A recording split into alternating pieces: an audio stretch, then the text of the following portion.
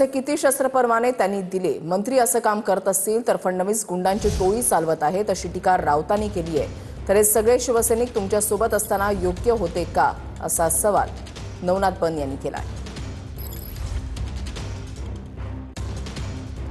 स्वतः रामदास कदम यांनी सांगितलं आहे की विधान परिषदेचे सभापती, त्यांच्याकडे बोट आहे त्यांचं, राम शिंदे यांच्या सूचनेवरून त्यांनी त्या घायवळ नावाच्या एका संशयास्पद व्यक्तीला शस्त्र परवाना दिला। असे आतापर्यंत किती शस्त्र परवाने दिले?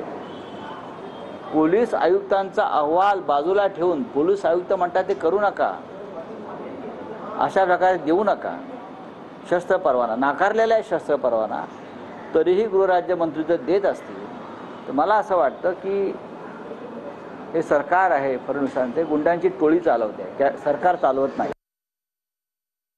हे सगळे शिवसैनिक बाळासाहेब ठाकरे यांचे हे शिवसैनिक आहेत। तुमच्या सोबत जेव्हा हे शिवसैनिक होते तेव्हा ते योग्य होते का? तुमच्या सोबत रामदास भाई होते तेव्हा योग्य होते का? तुमच्या सोबत योगेशजी कदम होते तेव्हा ते योग्य होते का? आज ते भारतीय जनता पार्टी, वंदनीय हिंदू हृदय सम्राट बाळासाहेब ठाकरे यांचा वारसा, यांचे विचार पुढे नेण्याचं काम करतायत, तर तुम्ही त्याला गुंड म्हणतायत? तुम्हाला त्याची लाज वाटली पाहिजे।